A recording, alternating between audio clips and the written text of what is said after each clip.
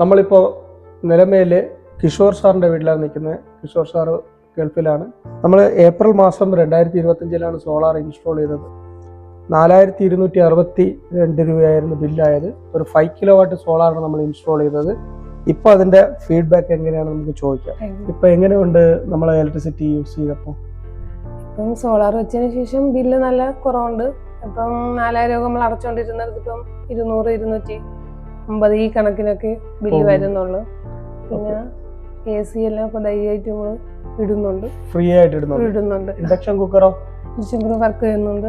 നമ്മൾ തരുന്ന സർവീസിനെ കുറിച്ചിട്ടുള്ള അതേപോലെ സബ്സിഡി ടൈമിന് കിട്ടിയിട്ടുണ്ടോ? അതിനെ കുറിച്ചുള്ള ഫീഡ്ബാക്ക്? സബ്സിഡി ഒക്കെ കറക്റ്റ് കിട്ടിയിട്ടുണ്ട്.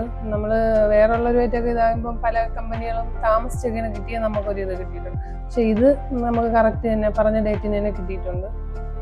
പിന്നെ സർവീസും പറഞ്ഞ സമയത്ത് തന്നെ വന്ന് ചെയ്തു തന്നിട്ടുണ്ട്.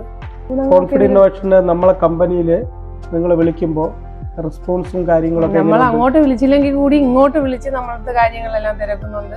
അതിന് വേണ്ടുന്ന എല്ലാ സപ്പോർട്ടും തരുന്നുണ്ട്. അതിൽ ഞാൻ സന്തോഷമാണ്. കാരണം നമ്മൾ അങ്ങോട്ടൊന്നും വിളിച്ചില്ലെങ്കിൽ കൂടി അവരിങ്ങോട്ട് വിളിച്ച് ഇതിന്റെ പ്രവർത്തനം എങ്ങനെയാണ്, വർക്ക് ചെയ്യുന്നുണ്ട്, ആ കാര്യങ്ങളൊക്കെ എല്ലാം തിരക്കുന്നുണ്ട്. അതിൽ ഹാപ്പിയാണ്. ഫുൾ സാറ്റിസ്ഫൈഡ് ആണ്. അതെ.